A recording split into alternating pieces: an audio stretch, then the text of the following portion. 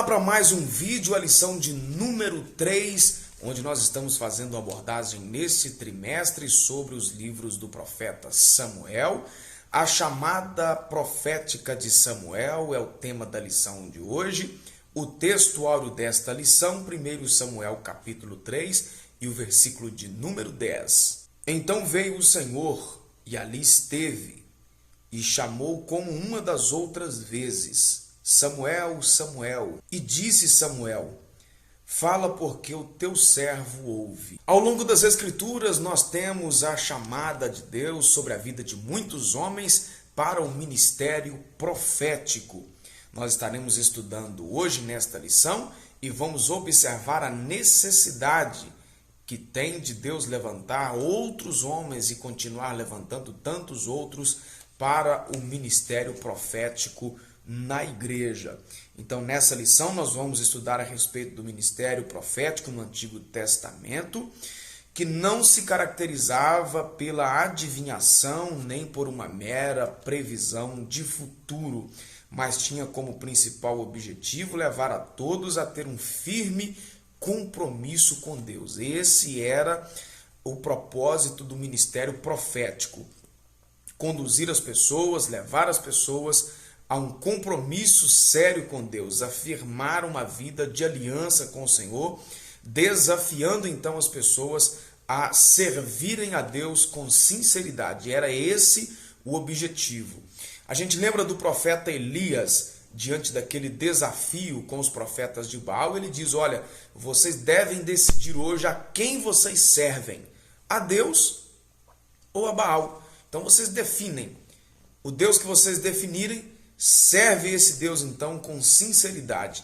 Era esse o objetivo do ministério profético. Era desafiar, era ministrar, era incentivar, era, na verdade, colocar o povo nos trilhos na presença de Deus.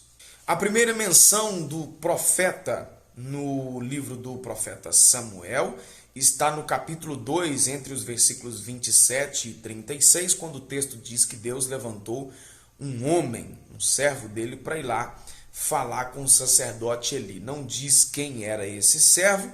Aqui vemos que o profeta era caracterizado como um homem de Deus, um título que ele trazia então essa grande responsabilidade.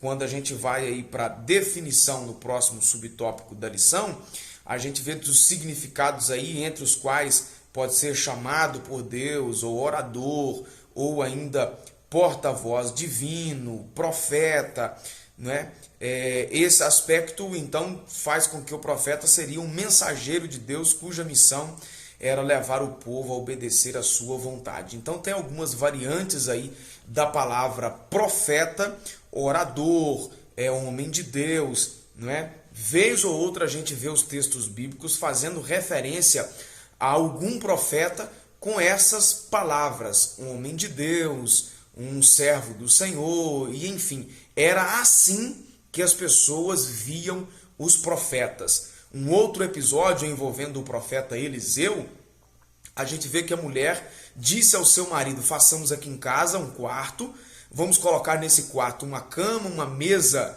e um candeeiro para receber aqui o profeta Eliseu, porque eu vejo que quem passa por nós é um santo homem de Deus. Essa palavra sempre era dita fazendo referência a algum profeta no contexto bíblico que era assim visto como um homem de Deus. Com Samuel, a gente vê que o ministério profético deu início aí à questão de ungir os reis. Na prática do ministério profético, deu início aí à questão da unção de reis, até porque foi no período de Samuel que começou a questão da monarquia. Então, obviamente, antes disso não existia rei em Israel. Então, automaticamente, nesse tempo do profeta Samuel, passou o governo de Israel ser o sistema de monarquia. E aí, então, o profeta era chamado para ungir o próximo rei, ou o rei seguinte. O texto bíblico diz que o próprio Samuel comunicou a Saul as palavras de Deus que Deus estava escolhendo ele. Eu falei em uma lição anterior que erra quem pensa que quem escolheu Saul foi o povo. Não, senhor. O povo pediu um rei. Deus deu a Saul, né? Se houve erro nessa história aí, foi o caso do povo pedir um rei, né? Mas Saul quem deu foi o próprio Deus. Com Samuel também teve o início do movimento profético formal em Israel.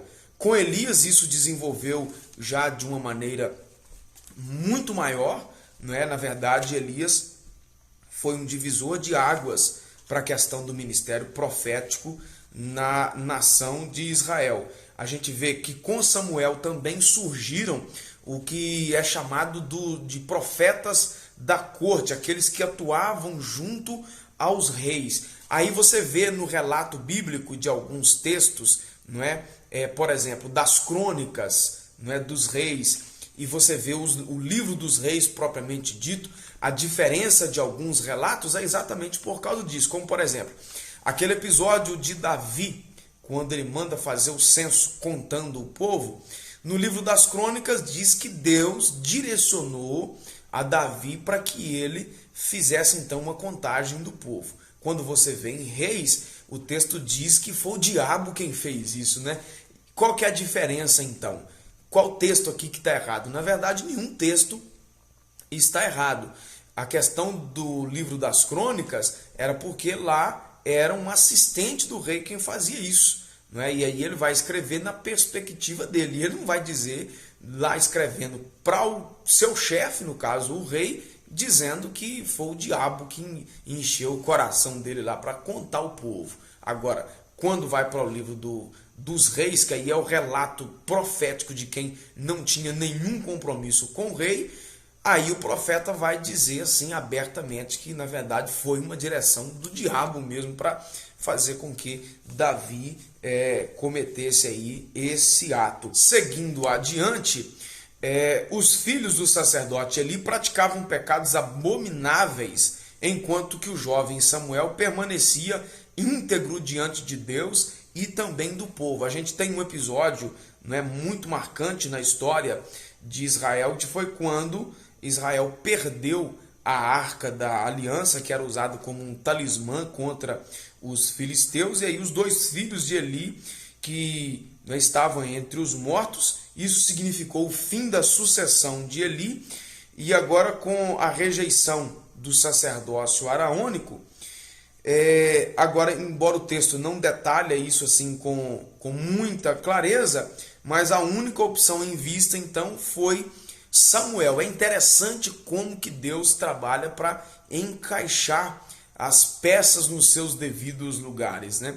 Enquanto se havia uma expectativa de que a sucessão do ministério sacerdotal de Eli se daria na sua própria casa, de repente os meninos morreram e agora o que restou foi Samuel, aquele que foi instruído também por Eli, mas não era da família. E agora a gente vê ele assumindo então essa liderança do ministério sacerdotal, profético, né? E também de juiz. Samuel aprendeu com Eli, ele foi formado pelo velho sacerdote. Deus chamou Samuel quando ele tinha cerca de 12 anos de idade. E sob então os cuidados do sacerdote Eli, é que Samuel foi forjado por Deus para o ministério profético. Isso aqui é muito interessante, porque cada um de nós, nas atribuições das nossas funções, nós fomos treinados por alguém, nós fomos instruídos por alguém, não é? E aí a gente vê hoje a dificuldade que muita gente tem para aprender, principalmente com os mais velhos, com os mais experientes, né? Com aquela ideia de que sabem tudo, mas o discipulado é interessante. O discipulado ele consiste em aprender e também desaprender quando necessário. Você sabe que a gente tem uma predisposição a aprender. Quando a gente vê coisas novas, a gente ouve coisas novas, a gente já tem uma predisposição a aprender. Então a gente vai ter uma novidade, vai ter alguma coisa interessante que nos chama a atenção, é muito mais fácil. Mas o discipulado também consiste em desaprender, ou seja, você abrir mão de um conceito já formado para aprender de uma maneira diferente. E a gente precisa entender isso. Você vê Jesus fazendo isso com os discípulos lá no Novo Testamento, vez ou outra. Jesus dizia para eles: olha, ouviste o que foi dito pelos antigos, né? Aí ele citava olho por olho, dente por dente, não é? Questão da espada, questão de pedir emprestado e cobrar juro, pedir de volta, aquele negócio todo. E agora Jesus vai ensinar para eles: olha, perdoe, ame os inimigos. Então, ou seja, Jesus estava querendo que eles desaprendessem aquilo que eles haviam aprendido pela tradição e agora aprendessem novamente conforme ao ensino que ele estava ministrando para os seus discípulos. Então, essa questão do aprendizado aos pés de alguém, isso é muito importante, é indispensável, porque a gente vai ter condição de ouvir alguém que já passou em uma estrada que para a gente é desconhecida.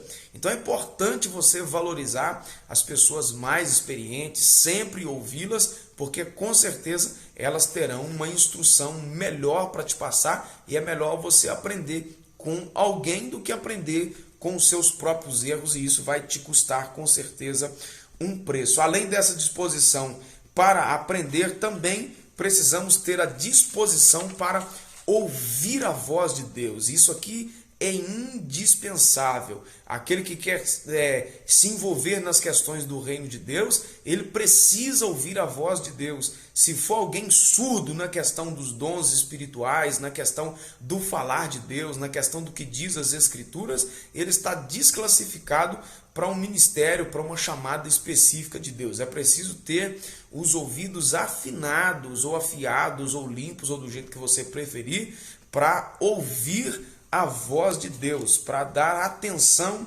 àquilo que Deus faz. Em relação ainda ao ministério profético na atualidade, o dom de profecia é disponível a todos os crentes e manifesta-se de forma sobrenatural e espontânea para trazer coragem, para trazer exortação ou para trazer consolo. E vale a pena lembrar que qualquer dom, e não é só o dom de profecia, é qualquer um dos dons espirituais, o texto de Paulo é muito claro que diz que Deus dá os dons espirituais para o que for útil, para o engrandecimento do reino de Deus e edificação do corpo de Cristo, que é a igreja. Nenhum dom espiritual é dado para alguém se envaidecer ou qualquer outra coisa do gênero, mas é apenas para o crescimento e engrandecimento do reino de Deus. Há no Novo Testamento a menção de algumas pessoas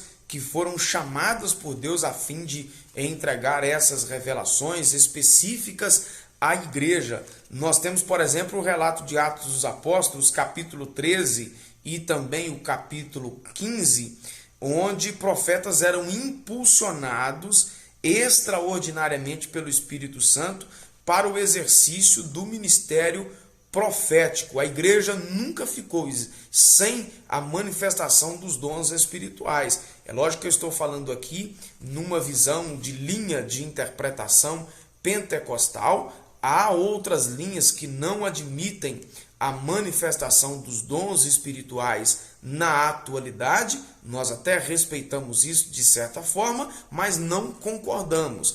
A atuação dos dons espirituais na vida da igreja é sim para esse tempo também. Nós não somos cessacionistas, ou seja, que cessou a manifestação dos dons espirituais, porque o Senhor ainda hoje continua a falar com a sua igreja por meio do ministério profético. Aqui eu faço duas observações para fechar esse assunto.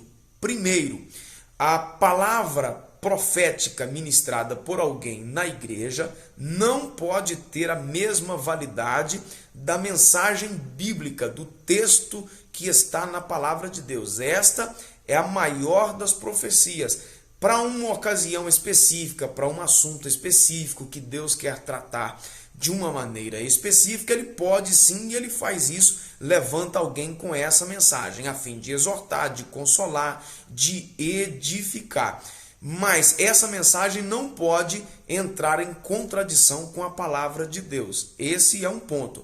Não se pode substituir a mensagem da palavra de Deus por uma profecia, por mais espiritual que ela pareça ser logo de imediato. Outra coisa é que qualquer profecia, ela está passiva de julgamento. Essa palavra julgamento, ela acabou ganhando um significado aí muito pejorativo no nosso meio, né, por causa do texto de Mateus lá, não julgueis para que não sejais julgados. É uma interpretação totalmente fora do contexto, mas isso aí é para uma outra hora. O que é julgar? É analisar, é você colocar tudo aí, as provas, o que aconteceu, as definições do ponto de vista bíblico, se choca com a palavra de Deus ou não, não é? Então, ou seja, você está julgando. É o que faz lá no tribunal um juiz, ele pega as provas a favor, ele pega as provas contra e depois vem para a sentença. Não é? Diante de toda essa análise, desse julgamento, é que vai vir a sentença, se é culpado ou inocente. No caso da profecia é assim, diante dessas provas, e a ferramenta mais eficaz para julgar uma profecia é a Bíblia, você então vai definir se uma profecia é de Deus ou não. Se você, com nenhuma ferramenta bíblica, você teve condição de condenar aquela profecia, você vai aguardar um tempo. Se ela for de Deus, ela vai se cumprir. Se não for de Deus, não vai se cumprir. Obviamente, você vai ter convicção aí, você vai dar a sentença então. Então, toda locução profética, ela é passível de julgamento à luz da palavra de Deus. Uma última afirmativa aqui: se a profecia está passiva de julgamento à luz da palavra de Deus, isso porque nós estamos sujeitos a ouvir alguém profetizar algo que não é verdade. Precisamos tomar cuidado com os falsos profetas que alegam ser usados pelo Espírito de Deus, mas devem ser submetidos a essa prova então da palavra de Deus, porque muita gente pode falar de si mesmo, pode falar por até uma influência maligna, não é? Pode ser o caso também. E aí então a gente não pode ser enganado com essas questões. É preciso ser analisada essa profecia. Mas ai daquele que profetizar sem o Senhor ter lhe ordenado. Tá certo? Que Deus te abençoe grandemente. Não deixe de se inscrever aqui no canal. Um abraço e até o próximo vídeo.